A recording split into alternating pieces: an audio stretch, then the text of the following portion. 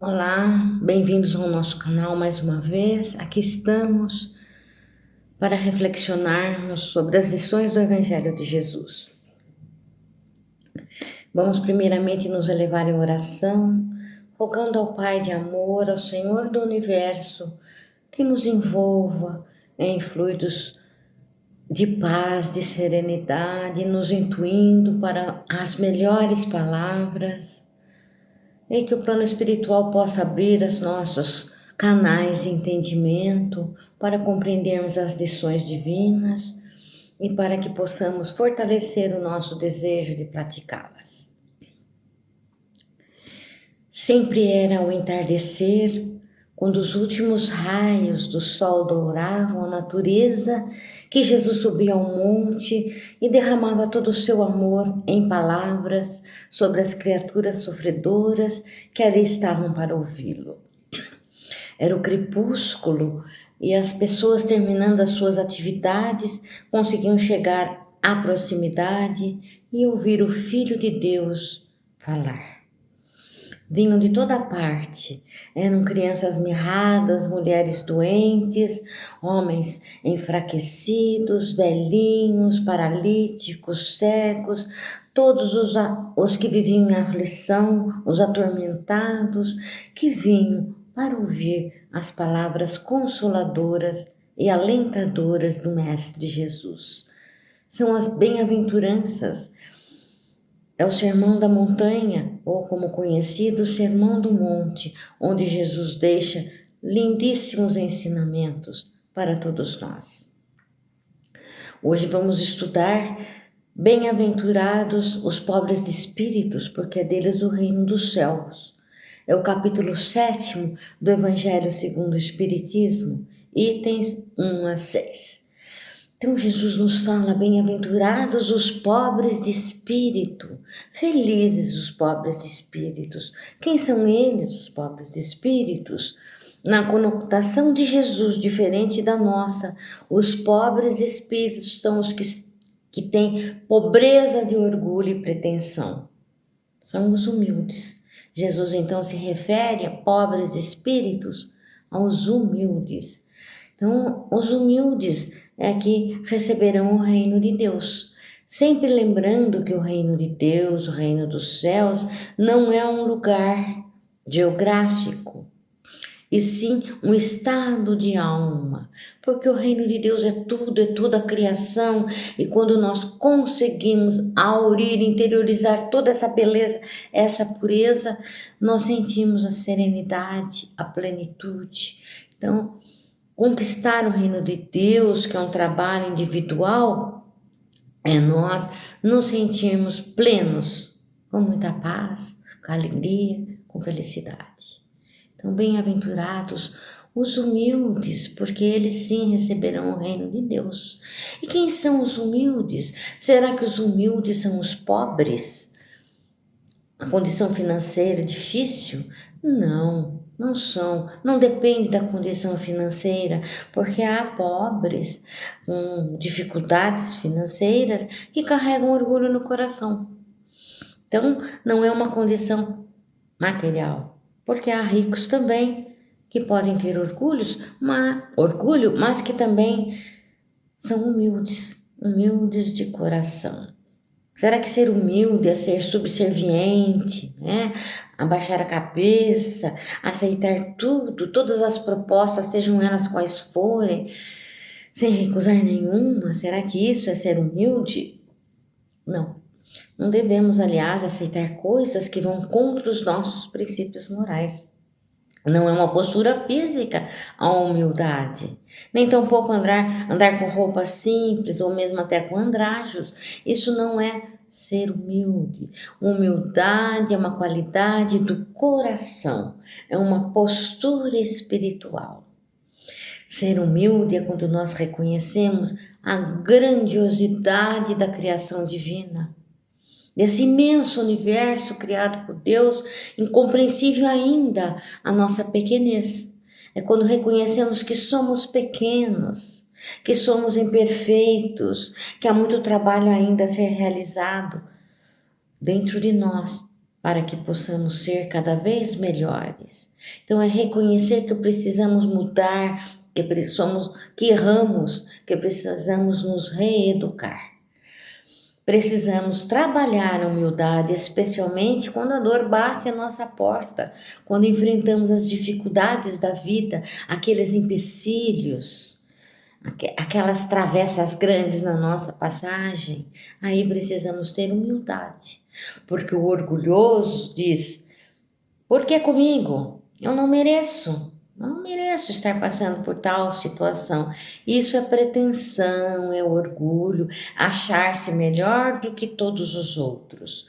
Nós somos habitantes de um planeta de provas e expiações, e aqui há dificuldades. Passamos por provas e passamos por expiações, que são lições para que se dê a nossa reeducação. São oportunidades educativas e não punição.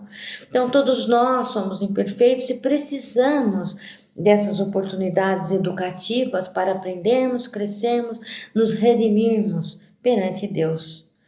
Então, nós merecemos tudo aquilo porque passamos. A justiça divina é perfeita.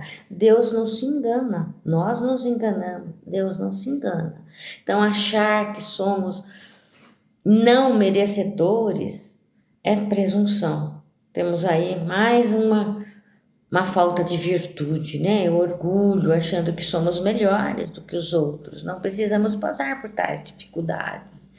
E precisamos, porque as dificuldades é que nos fortalecem, que nos trazem a compreensão, o entendimento, que nos habilitam a maiores enfrentamentos. Então temos que ter humildade, fé e coragem diante dos problemas, e aí então seremos vitoriosos. Porque se sentirmos orgulhos e acharmos que não merecemos, aí sim estamos demonstrando a nossa inferioridade. Está faltando a humildade. Então é preciso humildade na vida, reconhecendo-nos pequeninos ainda e com necessidade de crescimento constante. E Jesus vai passando grandes lições.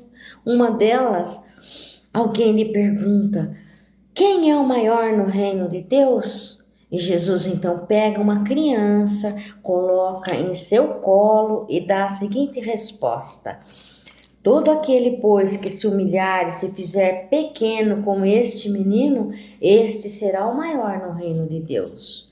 Então ele compara a condição de humildade à condição da infância. Né? Um espírito reencarnante ainda não assumiu plenamente a sua personalidade. Isso vai acontecendo ao longo do seu crescimento. Lá pela adolescência que ele se demonstra como ele é, esse espírito reencarnante. Mas na infância, ele está esquecido de seu passado, ele está com um cérebro novo e ele ainda não está plenamente um ser íntegro como ele é. Então a criança se apresenta sem malícia. Criança não tem malícia, criança não quer privilégios, criança não tem preconceitos, né? Eles às vezes se desentendem entre si, mas no instante seguinte estão novamente juntos brincando. Então esse comportamento de menino, de pureza, de inocência é que devemos ter. É isso que Jesus nos aconselha, a sermos como criança, sem essa malícia. Então, é uma lição que Jesus passa ensinando-nos a humildade, a pobreza de espírito, como ele mesmo classifica. Segue, existe uma outra passagem, essa passagem está em Mateus capítulo 18, versículo 1-5. Existe uma outra passagem que também ele vem nos ensinar, que está em Mateus capítulo 20 e 28. Jesus tinha lá os seus discípulos, né? Um grupo grande de discípulos. E entre eles havia dois que eram seus primos, João e Tiago, que eram filhos de Zebedeu e Salomé. Salomé era a irmã de Maria. Então, esses dois jovens eram primos de Jesus.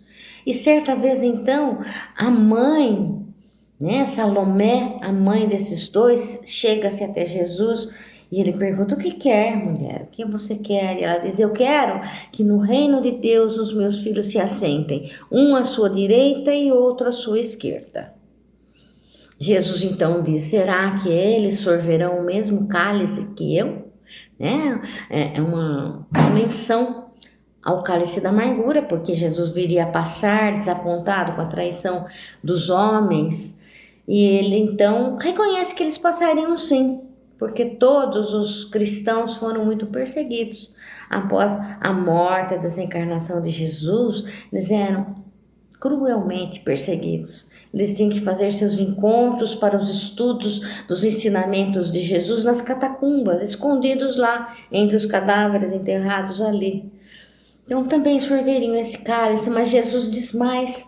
Ele completa dizendo assim a Salomé: não será assim vós, mas aquele que quiser ser o maior, esse será o vosso servidor. E o que entre vós quiser ser o primeiro, seja o vosso escravo, assim como o filho do homem, que não veio para ser servido, mas para servir e para dar a sua vida em redenção de muitos. Então ele faz a colocação de que ali ela pediu um privilégio aos seus filhos. É natural as mães quererem o melhor para seus filhos, é natural, mas esse melhor terá que vir através do esforço de cada um. Do esforço individual, nós que fazemos as conquistas do melhor para nós mesmos. E ela então queria que eles fossem privilegiados, sentando-se nos melhores lugares, né? À direita e à esquerda de Jesus. Jesus era um espírito puro. E ele então dá essa lição. É preciso, sim, podemos fazer essas conquistas, mas nós precisamos primeiro servir o nosso próximo. Não é através de privilégios. Quantos de nós que buscamos privilégio, né? Às vezes a pessoa quer um emprego, ela se utiliza da amizade que tem com o chefe, com o patrão, com o dono da empresa, do parentesco, e não pelos próprios méritos. E é pelos méritos que Jesus vem falar, pelos méritos que nós vamos conquistar os melhores lugares, sendo humildes, não buscando privilégios, trabalhando em torno de servirmos o nosso próximo, não de sermos servidos, de sermos aqueles que se consideram os melhores. Seremos os melhores pela nossa luta, pelo nosso trabalho, pelo bem que faremos ao nosso próximo, pela humildade que trouxermos nos nossos corações. Jesus segue e passa mais uma lição quando então ele vai à casa de um fariseu. Essas lições, essas máximas se encontram neste capítulo do Evangelho para ilustrar esse ensinamento da humildade. Ele vai então à casa de um fariseu e essa passagem se encontra em Lucas capítulo 14, versículo 1, 7 e 11. Jesus então vai a um jantar. Ele foi convidado também. E ele chega lá e ele observa todos que ali chegavam. Eles iam chegando e iam ocupando os primeiros lugares, os melhores lugares à mesa. E Jesus observa isso. Então, ele faz a seguinte observação, passando um ensinamento. Ele diz o seguinte: olha, vocês quando chegarem a um lugar, não se assentem nos melhores lugares, porque às vezes esses lugares estão reservados para autoridades, para pessoas mais importantes que vocês. E aí vocês vão ser convidados a se retirarem desse lugar. Passarão pela vergonha de se retirarem pelo lugar para darem lugar aos outros, aos convidados ilustres. Então é melhor sentarem-se ao fundo. É melhor esperarem, porque talvez sejam até vocês convidados, considerados ilustres personagens, ilustres convidados, serão convidados a sentarem nos melhores lugares. E aí então sim que será uma glória. Não passarão pela vergonha. E ele termina dizendo: porque todo que se exalta será humilhado, e todo que se humilha será exaltado. Então ele dá aí uma lição de humildade para a pessoa não achar-se melhor e procurar a posição melhor, porque ela poderá não ser considerada melhor e passará então pela vergonha de ser convidada a se retirar. E isso se dá também no reino da espiritualidade, né? Muitos de nós encarnamos com projetos, os projetos são muito bem trabalhados, né? São elaborados o projeto porque vamos vivenciar mais uma experiência, mais uma existência. Nós não somos convidados e jogados para uma nova encarnação. São estudadas as nossas tendências, as nossas necessidades de renovação, as pessoas com quem conviverão conosco. Nós estamos colocados num lugar certíssimo, aquele de que precisamos. Conviver com aquelas pessoas de que precisamos, porque precisamos trabalhar relacionamentos. Estamos no lugar certo. E às vezes, então, chegamos com certos atributos a pessoas que possuem o poder, outras o dinheiro, a linhagem. Era muito importante antigamente a família de origem, a beleza, o dinheiro, o poder e a linhagem. E isso aos olhos dos homens pode parecer muito importante, mas isso é uma oportunidade que é dada às criaturas. Os homens olham como privilégio às vezes. E é uma oportunidade que é dada, que deve ser bem utilizada, não com orgulho, porque essas qualificações que são importantes ao mundo dos homens podem não valer nada no mundo dos espíritos. Quando desencarnam, nada levaremos que não seja a nossa bagagem espiritual, que não sejam as nossas atividades laborais em benefício ao nosso próximo. Todo o resto ficará, né? Aqueles bens, aquele tesouro que a traça corrói, ficará. Então, a pessoa no plano espiritual que não levou esses atributos visto como glória no mundo dos homens, vai ficar muito desapontada e vai ser considerada pequenina, estará bem pequenino no reino espiritual. E às vezes o outro que era tão simplesinho, anônimo, que nada disso possuía, estará em glória no plano espiritual. Então, esses atributos são oportunidades que precisam ser utilizadas em benefício do próximo e como consequência em benefício de cada um. Se esses que têm esses atributos usarem bem esses atributos, auxiliando, sem humilhar as criaturas que não possuem esses atributos temporariamente, e esses sim, levarão consigo os bens espirituais que conquistaram através das suas atitudes. Então, a doutrina espírita nos alerta a respeito disso, das oportunidades que devemos aproveitar em benefício do nosso crescimento moral e espiritual. São ganhos que poderemos ter utilizando para o bem, porque todo erro aqui cometido deverá ser depois corrigido. Nós somos responsáveis pelo nosso comportamento, nós somos responsáveis pelas dores porque passamos, porque Deus é justo e a causa do nosso sofrimento é justa. Então, se tivermos um orgulho, nós nasceremos em condições de criaturas que serão humilhadas, porque usamos a nossa posição e desenvolvemos um orgulho exasperado. Então, este terá depois que renascer em condições de humildade e de nada valerá no plano espiritual. Então devemos passar pelas nossas trajetórias, sempre observando aquilo que nos é oferecido como oportunidade, não humilhar as criaturas, porque nós somos todos irmãos, somos semelhantes em evolução, somos habitantes do mesmo planeta, tumultuado, vivendo momentos de tumulto, e devemos então valorizar as experiências para que possamos crescer, para o nosso crescimento moral e espiritual, reerguendo as criaturas ao nosso lado, doando o nosso amor, doando a nossa compreensão, não trazendo preconceito, como crianças, né? Não desenvolvendo malícia, sermos simples, como Deus criou a todos nós, criaturas simples, e buscarmos sempre o conhecimento para sairmos da ignorância espiritual. Então, que Jesus nos ajude, nossos amigos espirituais, a compreenderem as lições que nos foram deixadas e que nos ajudem a nós crescermos em espírito. Que para isso viemos. Nós viemos para desenvolver virtudes e precisamos trabalhar com coragem para que essas virtudes cresçam e aumentem nos nossos corações. Então, vamos agradecer esse tempo que nós dispensamos a essa reflexão e vamos pensar nos nossos amigos espirituais. Vamos encerrar orando primeiramente por nós mesmos. Vamos pedir a Deus que fortaleça em nós a nossa coragem para os enfrentamentos, a nossa coragem para vencermos todos os obstáculos, todas as tentações, porque queremos ser vencedores. Vamos pedir a Jesus que possamos fortalecer em nós a vontade de trilharmos o caminho do bem, a conhecermos o seu Evangelho e a distribuirmos o amor que já temos no nosso coração.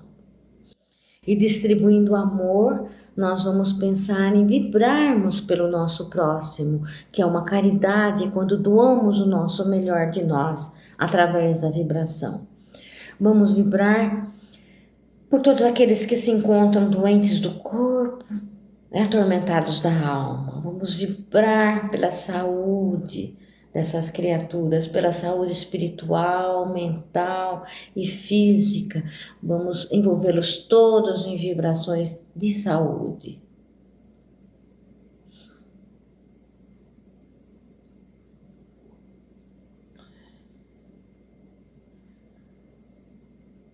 Vamos vibrar pela paz, pelos corações belicosos, pelos atormentados, pelos que sentem vingança e ódio em seus corações. Vamos vibrar paz pelo mundo todo, paz para cada ser vivente nesse universo, nesse país, nesse planeta.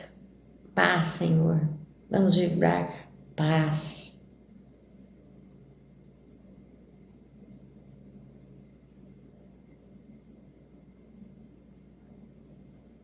E vibramos paz pelo planeta, vamos vibrar pela nossa pátria, esse planeta, este país maravilhoso que nos abriga, vamos vibrar por ele. Vamos vibrar crescimento moral pelo Brasil, crescimento material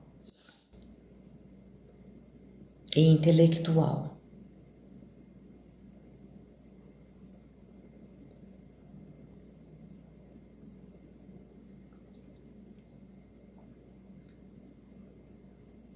Vamos nesse instante vibrar por alguém que sabemos que está passando pela sua dificuldade, pelo seu sofrimento.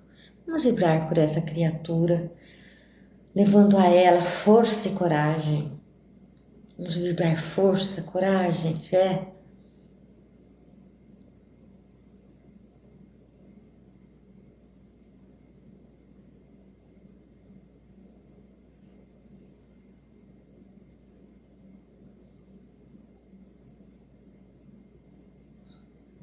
Vamos vibrar, Senhor, por todas as religiões.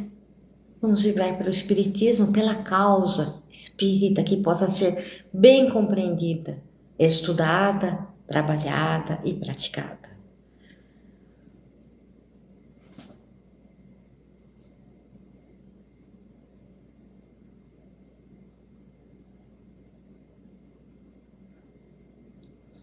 E assim encerramos o nosso momento, muito agradecidos pela atenção de todos, que possamos voltar posteriormente. Um bom dia, uma boa tarde, uma boa noite a todos, com muito amor. Obrigada.